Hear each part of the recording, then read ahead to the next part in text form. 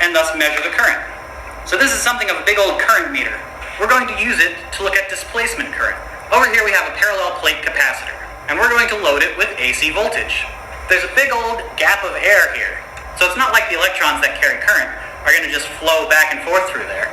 But we'll find with the changing electric field in between the two plates, there is what's called a displacement current, which is itself equal to the current flowing in the wires. And we can measure that with our Rogowski coil. On screen, the green wave is our input voltage across the capacitor. The blue waveform is the output of our Rogowski coil. It is quite noisy because it's a very sensitive coil, and this setup here does not lend itself to precision. Now, just to show you that it works at measuring regular current, I have a normal circuit here. Here we're measuring a 30 milliamp RMS signal.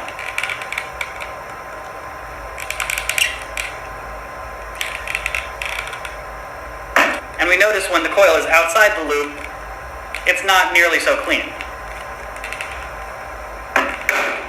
Now, displacement current is much more difficult to detect, so the signal is not going to come out nearly as clean. We have enclosed the entire circuit, and we'll find there isn't a huge change in the measured current when I move the coil around.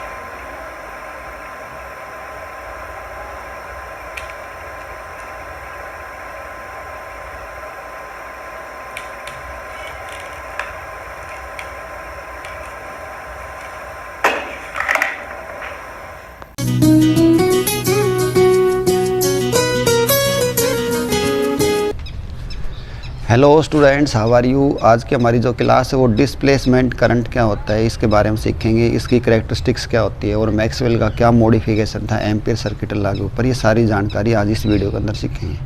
तो ये हमारा article है, इसको मैं समझाऊँ उससे पहले हम एक सिंपल बात समझते हैं कि जैसे मैं कहूँ कि भाई इंडिया की जो ट्रेन है वो पाकिस्तान में जाती है और पाकिस्तान की ट्रेन इंडिया में आती है, तो इसका मतलब कोई ये सोचेगा भाई इंडिया की जो ट्रेन है वो सीधी लाहौर कराची आगे तक जाती होंगी, पाकिस्तान में जाती होंगी भारतीय रेल।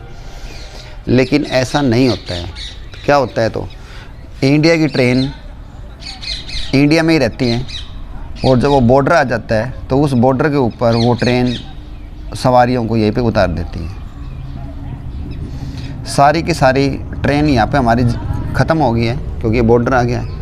अब यहाँ तक तो ट्रेन लेके आई है, यानी कि यहाँ तक तो ये जो ट्रेन लेके आ गई हमारी, उसके बाद ट्रेन तो ख़त्म होगी। फिर आगे यहाँ तक पहुँचाने के लिए कनेक्टिविटी जो होगी, वो कनेक्टिविटी जैसे मान लो भाई ऑटो से हो और या किसी और साधन से हो, सवारी यहाँ पे सारी उतर जाती है इंडिया में ही, और वो किसी ऑटो में बैठ के या किसी ऊँट पे बैठ के या कैसे भी वो जाओ वो पाकिस्तान में चली जाती है और सारी सवारी इधर आ जाती है। तो देखो यहाँ तो ट्रेन नहीं है लेकिन यहाँ पे कनेक्टिविटी ज़रूर है। तो यहाँ पे ट्रेन की बजाय एक नई चीज़ आई है जिसको हम बोल रहे हैं ऑटो है, कोई व्हीकल है जिनके ऊपर वो सवारियाँ जा रही हैं। तो सेम ऐसी ही कहानी बताई थी मैक्सवेल ने कहा था कि जैसे एक कैपेसिटर ले लो भाई, देखो बीच में बॉर्डर आ गया, खाली हो गया बीच में जगह, कि यहाँ से बैटरी का करंट चल रहा है आई, लेकिन उसके बाद तो खाली जगह है, ना कोई तार, न लेना देना, वैक्यूम है, कोई और चीज़ है, तो जिसमें से करंट तो जा ही नहीं सकता। तो फिर आगे करंट बाहर कैसे आया है, देखो यहाँ पे।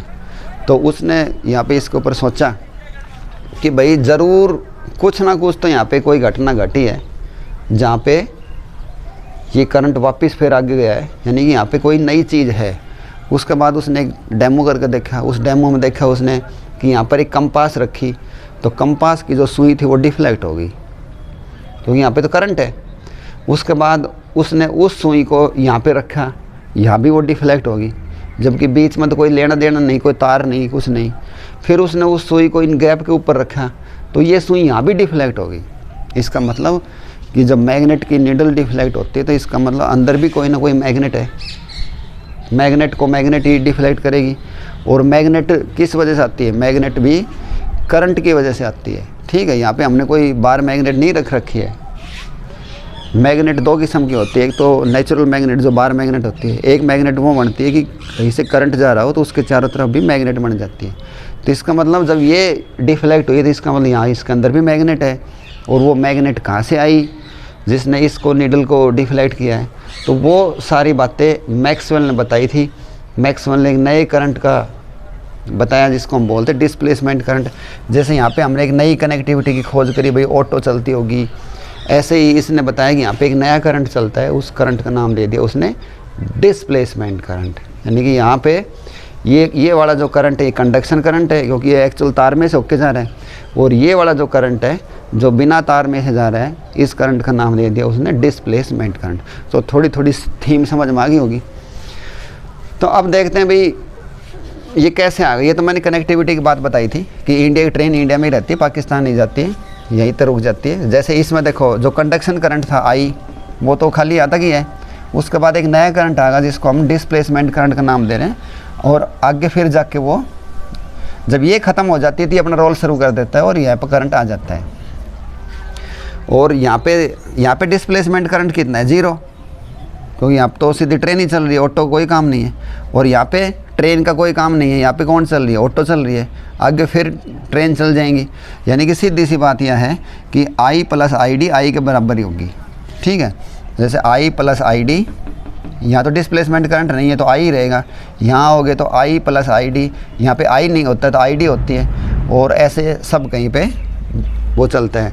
तो बीच में जो कनेक्टिविटी करंट है उसको हम क्या बोलेंगे, डिस्प्लेसमेंट करंट। मेरे ख्याल से मोटी मोटी बात समझ में आ गई होगी।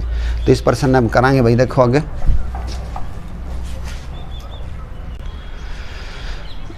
डियर स्टूडेंट्स, हमने जो हमारी EMI वाला चैप्टर था, इलेक्ट्रोमैग्नेटिक इंडक्शन वाला, उसके अंदर हमने सीखा था कि change in electric field give rise to magnetic field. यही इलेक्ट्रोमैग्नेटिक वेव्स का भी होता है।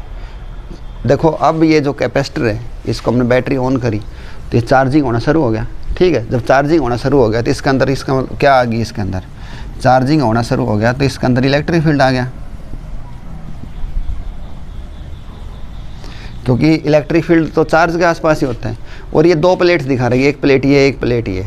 तो मान लो फॉर एग्जांपल हम गुरली वाली प्लेट लेते हैं, तो कोई ऐसी प्लेट जो होगी उसका इलेक्ट्रिक फील्ड का फार्मूला होता है, टोटल दोनों का लिख देता हूँ, sigma upon epsilon not. Sigma होती है सरफेस चार्ज डेंसिटी, जिसको हम लिखेंगे Q/A से एप्सिलॉन नॉट। और अब देखो मैं इसको थोड़ा मॉडिफाई करता हूँ, क्रॉस मल्टीप्लाई करता हूँ, ये हो गया मेरा EA is equal to Q upon epsilon not.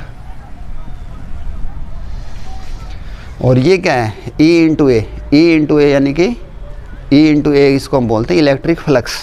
ठीक है, इसको हम लिखते हैं फाई नाम के अक्षर से, यानी कि दूसरे शब्दों में ऐसे समझ लो कि मैं इसको फाई लिख देता हूँ, इलेक्ट्रिक फ्लक्स होगी। और इसको डिफ्रेंशिएट करो टाइम के साथ, तो ये हो गया d/dt। तो ये अभी जैसे छोटे के लिए लेंगे तो dQ/dt, और इस एप्सिलॉन नॉट को यहाँ लेके आ जाओ, तो dQ/dt क्या बोलते हैं, करंट ही बोलते हैं। लेकिन ये करंट कैसे बना है, चेंज इन इलेक्ट्रिक फील्ड करके, इसलिए इसको हम I नहीं लिखेंगे, इसको हम लिखेंगे ID। तो डिस्प्लेसमेंट करंट का ऐसे फार्मूला होता है। मेरे ख्याल से मोटा मोटी सारी बात समझ में आ गई। और मैक्सवेल ने क्या काम किया, जो एम्पियर सर्किट ला था B × dl is equal to μ0I, उसने कहा कि भाई तेरे इसमें कमी है, क्योंकि यहाँ पे करंट नहीं होता है क्योंकि कोई तार है ही नहीं। तो उसने इसको मॉडिफाई कर दिया, उसने कहा कि तेरा असली लाभ ये होगा I + ID, ये इसकी मॉडिफिकेशन कर दी। इसको हम बोलते हैं मैक्सवेल मॉडिफिकेशन, ये एम्पियर सर्किट ला। ठीक है, तो ऐसे इसको हमने निकाला है। और ये समझाने के लिए था कि change in electric flux give rise to magnetic field. अब इस पर्सन को पूरा उठा देते हैं भाई, मोटी बात समझ में आ गई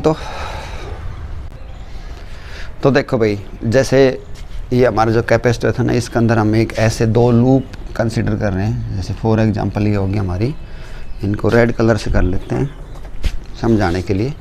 जैसे कोई गड़बो नहीं हुआ, अगर गड़बो अगर मुँह छोटो है पीछा तो बड़ो होगो, तो ऐसे ना एक इस टाइप का बर्तन जो है वो हम लेते हैं। तो ये जो बर्तन हमने लिया है देखो इस टाइप का है, जैसे अपना गड़वा होया अगर ना, अगर मुंह उसका छोटा होगा तो एक लूप मैंने ये मान ली, एक आकृति मान ली है। तो जो C1 वाली है वो तो इस प्लेट से इधर है, और जो C2 वाली है इस गैप के अंदर है। 2 लूप समझ लो, 2 आकृति समझ लो। तो एक को हम लूप C1 कह रहे हैं, एक को लूप C2 कहते हैं। तो करें भाई काम शुरू। तो अब बहुत ही आसान है भाई, इसमें बिल्कुल भी देर नहीं लगेगी। देखो we know Ampere circuital laws, जब किसी वायर में से करंट जा रहा हो, वायर में से जब करंट जा रहा हो तो एम्पियर सर्किट ये कहते हैं the line integral of magnetic field is equal to total current passing through this wire. ठीक है, हो गया। मैक्सवेल ने कहा कि this equation is not valid. For example when a capacitor is being charged, जब कैपेसिटर चार्ज हो रहा हो तो सीधी बात है उसके अंदर यहाँ पे प्लस प्लस प्लस प्लस बढ़ती हुई जाएंगी, प्लस प्लस यहाँ माइनस माइनस बढ़ती जाएंगी, क्योंकि कैपेसिटर चार्ज होता है थोड़ा समय लेगा, या डिस्चार्ज हो रहा होगा तो भी समय लेगा। तो ये इक्वेशन जब कैपेसिटर चार्ज हो रहा हो या डिस्चार्ज हो रहा हो उस समय ये इक्वेशन वैलिड नहीं होती है। फिर उसने ऐसे मानना कि दो लूप ले लो, let C1 and C2 be the two closed curves lying outside and inside the capacitor. एक कैपेसिटर के बाहर है ये वाली C1 और एक इसके बाहर है। तो फर्स्ट के ऊपर लगाओ भाई, फर्स्ट लूप के लिए ये वाली इक्वेशन लिखेंगे तो ये आएगी हमारी B इंटू DL। देखो फर्स्ट लूप के अंदर करंट का रोल कौन कर रहा है, यानी कि इंडिया की ट्रेन नहीं है यहाँ पे, I हो गया जी। ठीक है, उसके बाद आ जाओ सेकंड लूप के लिए। सेकंड लूप के लिए ये तो वो बीच में गैप है, अभी तो पता नहीं यहाँ पे क्या चीज़ है, तो यहाँ पे हम करंट की जगह क्या लिखेंगे, म्यू नॉट आई करंट तो हमें कुछ दिखाई दे ही नहीं रहा, तो वहाँ पे क्या लिखेंगे, ज़ीरो, यानी कि उसको गलत ठहराया जा रहा है, अभी यहाँ पे ज़ीरो लिखा जाएगा। तो अब देखो इक्वेशन 2 और इक्वेशन 3 आपस में बराबर नहीं है, जबकि दोनों का जन्म किससे हुआ है, इक्वेशन 1 से ही हुआ है। उसके बाद कहता है कि अगर ये दोनों के दोनों कर्व क्लोज हो जाएं, इनफाइनाइटेसिमली बहुत ही नज़दीक बहुत ही पास पास आ जाएं, तो ये बात सच्ची भी हो जाती है इक्वेशन 2 और 3, यानी कि when C1 and C2 lie very close to each other it is expected, ये बराबर हो जाती होंगी। लेकिन ये दो बात तो आगे देखो कभी बराबर नहीं होती, कभी बराबर हो जाती है। आई इक्वेशन 1 से ये एक कॉन्ट्रडिक्शन है, इक्वेशन 1 इज़ नॉट करेक्ट, यानी कि यही ठीक नहीं है। तो इसमें मैक्सवेल ने अब उस समय एक introduce an idea that the displacement current exist in between the plates of a capacitor. Capacitor की जो प्लेट्स हैं इनके बीच में कोई ज़रूर एक नया करंट रहता होगा, वो करंट का जो नाम था उसने नाम दे दिया डिस्प्लेसमेंट करंट, और उसका मॉडिफिकेशन कर दिया, इसमें डाल दिया कि भाई इस वाले में ये वाली कमी है। ये इक्वेशन नंबर 4 आ गई। और यहाँ पे डिस्प्लेसमेंट करंट का जो एक्सप्रेशन होता है वो इतना होता है, जब मैंने अभी आपको सोल्व करके दिखाया और फिर करके दिखाऊंगा। Equation 4 is known as Maxwell's, या इसको ऐसे लिख दो, equation 4 is known as modified Ampere law. ये वाली है मॉडिफाई कर दी हुई है, किसने करी है, बाई मैक्सवेल। तो इक्वेशन 4 को अब चेक करेंगे भाई, जैसे इन दोनों में अलग अलग बात आ गई थी, तो अब देखते हैं इन दोनों में बात सही आती है कि नहीं है। तो भाई फॉर लूप C1 के लिए उठा लो, C1 के लिए उठाते हो तो C1 लूप के अंदर करंट कौन सा जा रहा है, कंडक्शन करंट I, तो मैं यहाँ पे I लिखूँगा, लेकिन इसमें ID तो है ही नहीं, यानी कि ऑटो तो कोई भी नहीं है, सारी यहाँ पे इंडिया की ट्रेन ही है यहाँ तक। तो ये वाली बात होगी, I 0 रखा, मेरी बात आ गई इतनी। उसके बाद लूप 2 के लिए चेक करो भाई, लूप 2 के अंदर तो इंडिया की ट्रेन नहीं है, यानी करंट नहीं है, यानी करंट की जगह मैंने क्या लिख दिया, 0, यानी कि ये कितनी हो जाएगी, 0 प्लस ID, और ID का मान देखो हमने ये लिख रखा हुआ है, ID is equal to this. इसने मॉडिफाई करते लाओ, इसको करंट बना के दिखाओ भाई, ID को I बना के दिखाऊंगा वापस, तो ID is equal to this, यहाँ से मान रख दिया ये वाला मैंने। लेकिन इलेक्ट्रिक फ्लक्स किसके बराबर होती है, E इंटू ए। इसमें जो चीज़ है electric field between the plates वो होता है sigma upon epsilon not. Sigma खुद किसके बराबर होता है, चार्ज बटे एरिया। देखो यहाँ डियर स्टूडेंट्स ए से ए कट गया, एप्सिलॉन नॉट से एप्सिलॉन नॉट कट गया, क्या बचेगा मेरे पास, dq/dt, और dq/dt क्या बोलते हैं, I, यानी कि ये वाली इक्वेशन इसके बराबर ही आ गई, ये वाली इक्वेशन भी इसके बराबर आ गई। इसका मतलब मैक्सवेल ने जो मॉडिफिकेशन किया था वो बिल्कुल ओके रिपोर्ट है, समझ में आ गई। तो यही लिखते हैं कि equation 4 gives same result for the curve C1 and C2, it is correct modification of the ampere circuit law. और ये कहाँ से आया था, मैं इसको एक बार थोड़ा अपडेट कर देता हूँ, वैसे मैंने शुरू में कर दिया है कि चेंजिंग, जैसे जैसे ये बैटरी यहाँ से करंट जाएगी तो ये चार्ज इसमें जमा होता जाएगा, क्योंकि कैपेसिटर काम क्या होता है, capacitor is used to store the electric charge. तो जैसे जैसे चार्ज स्टोर होगा तो इलेक्ट्रिक फील्ड बनेगा, और इलेक्ट्रिक फील्ड का फार्मूला क्या होता है, sigma upon epsilon not. Sigma खुद किसके बराबर होगा, Q/A एप्सिलॉन नॉट। इस ए नौरा ने लेकर आ जाओ, EA इज इक्वल टू क्या हुआ upon epsilon not. E into A किसके बराबर होती है, फाई के, और इसका डिफ्रेंशिएशन कर दो, टाइम भी तो लगता है ना, करंट चल रहा है, तो डी बाई डी टी, और ये एप्सिलॉन नॉट इधर लग जाएगा, तिरछे गुणा में करेंगे तो इसको, और डी क्या बाई डी टी किसके बराबर होती है, आई के बराबर। I is equal to this. लेकिन ये मैक्सवेल का दिया हुआ था, डिस्प्लेसमेंट करंट था, तो इसको हमने स्पेशल आई डी नाम के अक्षर से लिख दिया, तो आई डी किसके बराबर आ गई, epsilon not into d phi upon D t. मेरे ख्याल से अच्छी तरह समझ में आ गई। अब इसकी छोटी मोटी 2-4 कैरेक्टरिस्टिक्स और देख लेते हैं, इसकी कैरेक्टरिस्टिक्स देख लेते हैं। बहुत ही अच्छी चीज़ है, इसकी वजह से काफ़ी चेंजिंग आई है हमारी साइंस के अंदर। सबसे पहला तो पॉइंट वही है कि आई डी का मतलब डिस्प्लेसमेंट करंट। जब भी मैं आई डी लिखूँ तो डिस्प्लेसमेंट करंट समझ जाओ, is given by the equation I D is equal to epsilon not D phi E upon D t, यानी कि रेट ऑफ चेंज ऑफ, यानी कि फ्लक्स चेंजेज विद टाइम। ठीक है, और ये कब तक एग्जिस्ट करेगा, जब तक ये फ्लक्स चेंज होती रहेगी। जैसे फ्लक्स चेंज होनी बंद होगी ये ख़त्म हो जाएगा। Next second point, it provides continuity to the current flowing in the circuit. जैसे बता रहा था, इंडिया की ट्रेन, बीच में गैप, तो कनेक्टिविटी किसने दी, ऑटो ने, आगे पाकिस्तान में सवारी चली गई। तो ऐसे ही कैपेसिटर के अंदर जो करंट, जो सर्किट के अंदर जो करंट चल रहा है, बीच में कहीं गैप आता है तो उसको क्या देता है, continuity. It is precisely equal to conduction current. Conduction current क्या होता है, जो तार में से जाता है उसको हम बोलते हैं कंडक्शन करंट, और ये लगभग उसके बराबर होता है। प्रीसाइजली का मतलब जैसे बिल्कुल 99.9% उसी के बराबर होता है। और देखते हैं कैसे आता है भाई, कंडक्शन करंट हमारा क्या होता है, D Q by D T, इसी को तो बोलते हैं कंडक्शन करंट, आई सी ऐसे समझ लो। तो इसका ये बनवाओ एक बार, फिर दोहराई हो जाएगी। देखो, I D is equal to epsilon not D phi E upon D T. Phi किसके बराबर होती है, ई इंटू ए, और डी बाई डी टी। और electric field between the two plates of the PPC वो होता है sigma D by D T, sigma upon epsilon not into A. और डियर स्टूडेंट, सिग्मा किसके बराबर होती है, Q by A epsilon not D by D T, Q by A into A बटे epsilon not. सारी चीज़ सुलझ गई, ए तो ए कट गया, एप्सिलॉन नॉट तो एप्सिलॉन नॉट कट गया, D Q by D T बचेगा। और D Q by D T किसके बराबर होता है, आई सी के बराबर, D Q by D T. इसी को हम कंडक्शन करंट कहते हैं। नेक्स्ट, दोनों करंट आई सी और I D R the sources of magnetic field. I D की खासियत क्या है, ये वैक्यूम में से भी पार हो सकता है, बीच में कोई तार तूर की कोई ज़रूरत नहीं, जबकि आई सी को तार चाहिए फ्लो करने के लिए। जो कॉन्सेप्ट ऑफ आई डी था, it makes the laws of electricity and magnetism symmetric. Symmetric का मतलब देखो, फिलहाल हमने जो इलेक्ट्रोमैग्नेटिक वाला चैप्टर था उसमें यही सीख रखा था कि changing electric field give rise to induced EMF, वो पढ़ा होगा ना फैराडे लॉ में। और इंड्यूस्ड ईएमएफ है तो इंड्यूस्ड करंट भी होगा, करंट है तो इसका मतलब चार्ज भी होगा। तो ऐसे जो सारी चीज़ें थी, उसका सिमेट्रिक का मतलब एक वाला भाग था इलेक्ट्रिसिटी का, इलेक्ट्रिक फ्लक्स का, ये वाला सारा कन्वर्ट हो गया मैग्नेटिक फ्लक्स के अंदर। तो आपस में सिमेट्रिक हो गए कि नहीं हो गए, सिर्फ किसके वजह से, डिस्प्लेसमेंट करंट की वजह से। It is connected with the propagation of EM wave, इसकी छठी प्रॉपर्टी है, क्योंकि जो इलेक्ट्रोमैग्नेटिक वेव्स होती है उनके अंदर चेंजिंग इलेक्ट्रिक फील्ड। याद करो, हमने पहले एक वीडियो देखी थी आशीष सर की, जिसके अंदर उसने 2 वे कर रखा था, 2 ऐसा वे ले रखा था सर्कल सा,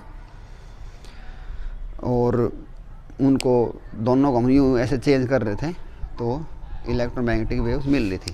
सीधी सीधी बात इस टाइप की थी कि इलेक्ट्रोमैग्नेटिक वेव्स होती है, उनके अंदर ऐसे इलेक्ट्रिक,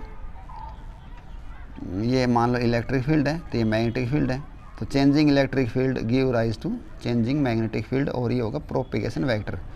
इलेक्ट्रोमैग्नेटिक वेव्स का होता है ई बराबर बी सी, और ई बटे बी बराबर C. C is the velocity of E M wave. तो डियर स्टूडेंट्स, उम्मीद करता हूँ आपको कंडक्शन करंट वाली कहानी समझ में आ गई होगी। बीच में एक गैप में चलता है, जैसे ट्रेन को कनेक्टिविटी देता है, तो इनके अच्छी तरह नोट्स बनाओ, इनको तैयार करो। ये मोस्ट इंपॉर्टेंट पर्सन है, किसी प्रकार से इसको घुमा फिरा के पूछा जा सकता है कि मैक्सवेल का मॉडिफिकेशन क्या था, तो वही बात लिखनी जो हमने शुरू में लिखी थी।